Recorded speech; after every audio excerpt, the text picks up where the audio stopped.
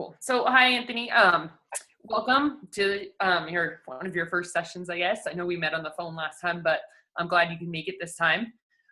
So, I wanted to talk to you a little bit about some of the things that we discussed last time. And I know you had talked about you felt like you were struggling a little bit with your confidence. Yeah, yeah, definitely. Yeah. So, I thought today we could work on a couple things that maybe you can apply on your own Great. that will help you. Just during practice, during games, and hopefully you'll see a little bit of an increase in your confidence. Awesome. So if you do you have that handout? Yep. Hold Okay. over. Yeah, I All got right. it. Cool. All right. So we're going to start out with a little activity. And I just want you to think about an animal that's powerful to you. A lion. It's not fair. Okay. Okay, cool. So when you think about a lion, what words would you use to describe a lion? Definitely powerful. That was the first thing I thought of when you said that. Yeah. Confident, just a leader, like alpha. I think of alpha a lot. You know. How about like when you watch it, like when you think about a lion in the zoo or something, or on TV or whatever, like when you're watching it move around or run or attack its prey, whatever, what are some adjectives that you can kind of use to just like, why is it powerful? What's powerful to you about that? It's definitely like its build. All right, so the physical it's intimidating physically, but it also just gives off that aura, like it rules the land that it's walking on. It seems like that's its territory, and we're just guests. Cool. I like how you said aura. That's a good one. So I want you to think about a little bit now too. Like when you're in a game or something, and you think about back to maybe a moment in a game where you felt strong or powerful or something. Like it could be one move, you could have played that way through the whole game. And just can you kind of think of some of those moments and what adjectives during that moment would you use to describe it? So like, let me give you an example. Like if I shot a lip and I got fouled, my word would maybe be like, I was powerful at that time. Yeah. All right. So I play shooting guard, and I'm actually a pretty good rebounder for being a guard. So I like to think that that's probably when I'm my most powerful. I definitely I don't know, I make my presence felt. I'm kind of like a force in the paint. And I like that adjective, just a force. Yeah. So when you go up for rebounds, especially because you're smaller, like when you feel like describe those moments. Yeah. So it's almost like jumping through above the trees. If I'll take a shot outside the three and I'm trying to follow my shot to get the rebound, I almost just basically like picture that like they're not even there. I just blow right by them and definitely try to get as much air as possible. Like I feel like I'm springing. I got some pretty good springs on my. Yeah.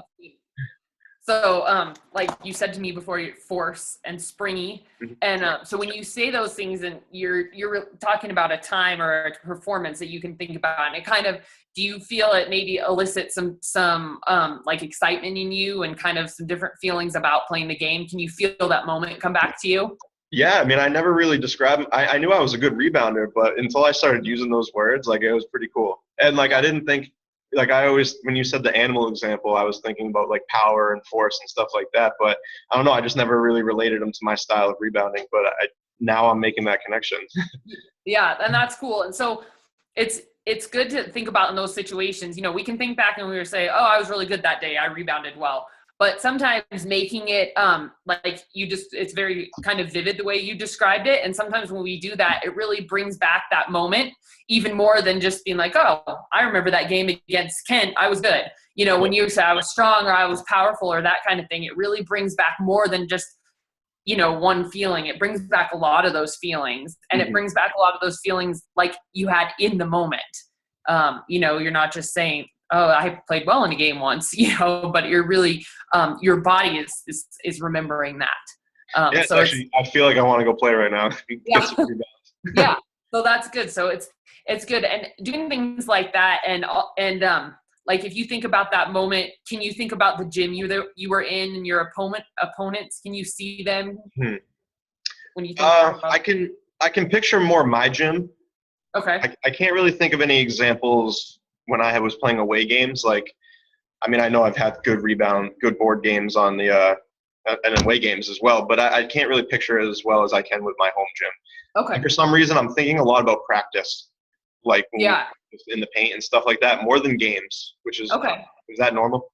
Well, yeah, and that's fine. And sometimes, I mean, that's good to know because when we're going to do our next activity too, as you start to go to these different games and, you played the same teams each year. So you can start taking note a little bit about their tournament, their gyms. And like when you're at a tournament or, the people around and where people are sitting and that kind of thing, because we're going to work on a skill or a technique, and it's called imagery. And when you're imagining a situation, you want to make it very clear. So you can picture your gym really well, but you're not playing games all the time in your gym. So in order to build your confidence, you want to, help yourself feel prepared. So if you can think ahead of the time to the place you're going and the gym you're going to be in and the team you're going to play, and you can think about that and make it very real in your mind, you're going to feel more prepared because it's almost going to be like you've been there before. If you imagine that the night before, when you walk in the next day, it's going to feel more comfortable, almost like walking into your own gym. Yeah, that makes sense. So let's work on this. So this is called imagery. Okay. And it's one way to help build your confidence a little bit. And you can use these, and we'll talk a little bit about this later, but you can use this on your own. It takes a little bit of practice, and we'll do a few more sessions to really get your ability to use imagery solidified. So it doesn't just come in one day. But the key to imagery that is really important to think about is making it vivid. So like we talked about, really seeing the environment, thinking about the crowd, the colors, the gym, the lights, and all of that, and your performance as well. Feeling yourself rebound, like feeling yourself spring up, feeling the muscles that you use to do that, feeling the ball in your hand. So really recreating the environment for yourself. And then another word too is polysensory. So you want to use all of your senses. So you want to see, you want to hear. Sometimes I say I use the example, like I think about a gym, I always knew that they sold popcorn there, and I always remember smelling the popcorn. So, that's one way something to include. So thinking about those things going into another gym, the more that you do that prior, the less you'll be surprised when you get there. And it's kind of like, I think one time we talked about simulation training. We've used that description before. So, it just gives you another way of being prepared and another feeling like you've been there. And this is, so using imagery is kind of like simulation training a little bit. So can you think about some of those, now that we've described that, can you think about some of those gyms or those opponents that you've been, those that you've been to before, and maybe start getting a little clearer picture? You can just pick one. Yeah. I can. Probably the one that stands out the most to me is our rivals gym. Our home gym colors are green and white. Theirs are blue and white, and so I feel like I can just picture just overwhelming blue in their gym. I feel like even their rims are blue, which I don't even know how it's allowed. But yeah, I feel like it's just that's the whole environment. It's just surrounded by blue. I don't know if I can get the smell down too much. I'd have to really think about that or pay attention. I know our gym smell and stuff like that, but yeah, I'd have to think more about that. Okay, but that's interesting that you say that about your gym too. So if you want to, we can do this exercise in your gym. Okay. I'm going to lead you through an imagery session right now. So when you're doing this on your own, it's good to find, and I don't know how comfortable you can get over there, but you want to be comfortable so that you can kind of relax and everything. You can, if you want to close your eyes during this, you can, but you don't have to. Sometimes it's good to close your eyes on your own or whatever. Yeah, I will. Okay. And I'm just going to go ahead and walk you through this for a minute. So just take a minute to relax, kind of clear your head. And I want you to think about walking into the gym of the opponent that you're going to play tomorrow or next week. What are their school colors? What's their mascot? Is their gym big? Or is it small and compact? Think about the wood of the floor. Sometimes you can really see the floorboards, the detail there. hear the bleachers filled with their fans? And are they clapping and cheering? I know that I sell popcorn there, so can you smell it? Now, think about tip-off at the start of the game. So you win the ball and you take it down the court, and then you run the opening play. You know you have one. So where are you in that play? Are you on the wing? So on tip-off, I'm the lead man going to the hoop. If we win the ball, I'm the outlet man to go for a breakaway. So Yes. I'm usually running the baseline if we don't get a clear break for a layup, and then I'm usually the wing who sets the pick and roll. So think about that, and then Okay. and actually run your play and Okay. run your part. So we won the tip-off, but it was behind us. My defender is playing between myself and the hoop, so I don't have a clear break. I run down to the corner, the paint, and I run under the hoop as my team spreads out pretty wide, trying to have the area pretty wide open. Usually this defense on our rivals will play a 2-3 zone, so I can see that we're stretching them out a little bit by going on the wings, and point guard gives me a sign to do a pick and roll. It usually doesn't work on zones unless we are spread out enough to where the center man is kind of wandering in the middle. So in this case, it actually has happened before where the center man for the defense was out of the paint. I set a pick and roll. They didn't have a good enough switch to where I was able to roll off, get it, and I had to do a right-handed left layup from the left side. So it was a little awkward for me, but I was able to get it in. And the play was successful, and then I immediately stayed to guard the ball because I'm usually the inbound guard. Good. So you can see yourself doing that. So let me take you through a part really quick and close your eyes, and now see if you can just listen to this and visualize it, but really visualize every single thing, every muscle, every moment you touch the ball, like your shoes leaving the floor, and just listen as I walk you through this and see if you can think about like those physical, the physical feelings that you get. So you get the ball in the wing and you make a move and you take the person to the basket. You feel yourself jump to make the layup. You feel themselves foul you, but it still goes in. Now you're running down to the other end of the court.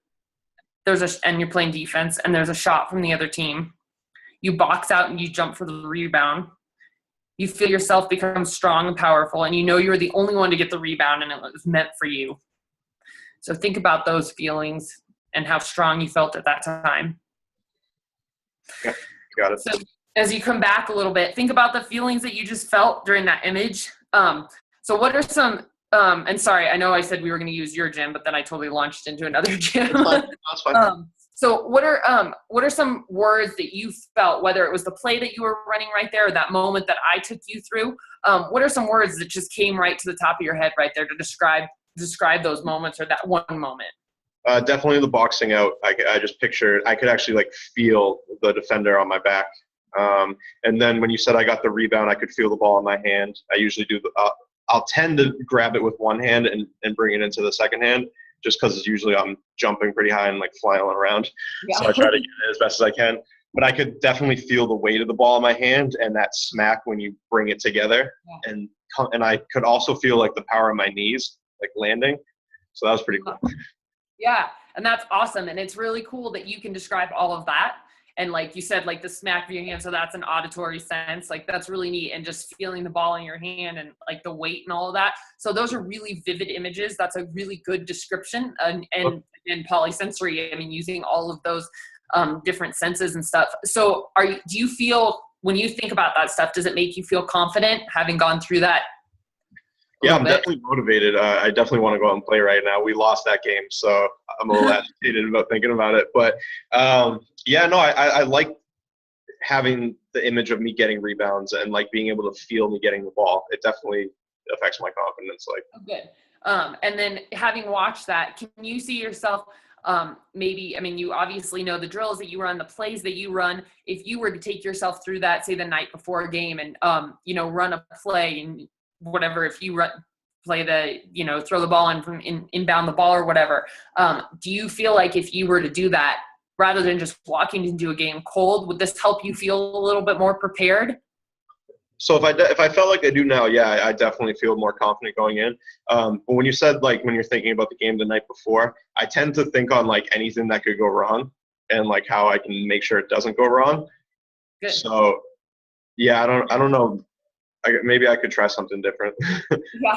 So one of the things that you want to work on when you're doing imagery, and this is why it takes a few sessions, is because you want to be able to control the images too. So we have to work through that. So maybe the first sessions that you do, instead of thinking about a whole game, just run a play from your position. And so you need to see the ball going in, because imagery isn't going to help if all of a sudden, your opponents take over or you lose the game or whatever. So you need to see the positive that's going to happen. You need to see yourself playing well. You need to see yourself controlling the ball. And so controlling these images and not letting those thoughts creep into your head is an important part of imagery. And as I said, we can work more on that next time. So what I would suggest this time is, if you're going to do this, just do little spurts, even if it's like a free throw. You can envision yourself successfully shooting a free throw, and if you can't see the ball going successfully, just feel yourself take the shot. Feel yourself take a layup or pass the ball in to somebody that's open and see the successful pass. Just take little bits and snippets of the game. Okay. And really see the positive side of it, running plays successfully and that kind of thing. And if you start feeling like those negative thoughts, creep in, stop yourself right there and change it around in your head to where it's successful and where it's positive, because it's not going to help you prepare for a game if something is negative. So you're trying to instill confidence in yourself, but you want to see it going well and you want to be prepared. So that's what's really important. Okay, yeah, I'll definitely start trying that before games, because I feel like just every time I think of something that's going wrong, even though I feel prepared, because like I know what to do if I make a mistake, it still happens. Yeah. And so some of that stuff too, we talked a little bit before, we were doing the animal exercise, and you need to think back to like your peak performance and the games that you've played where you've played well, and really think about and say those words to yourself. I'm strong, I'm a force, and like I can do this, and really think of it as a positive sense. And you can go back to that if the imagery gets too hard. Until we really get through these imagery sessions and you can control the image a little bit more. So, try and think about that a little bit, and you can just do little short parts, but think to yourself too, think back on those peak performances and think back to those moments where you felt force, strong, powerful. And you can even you can go through more times, even in practice. It doesn't have to be a game, where you come up with a moment that was good and was a great moment for you, and think about some adjectives that would describe that, and tell yourself, I am strong, I am a force, I can rebound, and that kind of thing. And then as you get more confident and more positive in those images, you can translate that over a little bit to your imagery session that you kind of think about at night, or maybe even right before a game, a couple of days before, in the locker room. You can think about those things, but it's a matter of learning to be positive and learning to control your mind, which again we'll work on in the future. But if you get to those negative thoughts, really stop yourself and try and find some of those positive images.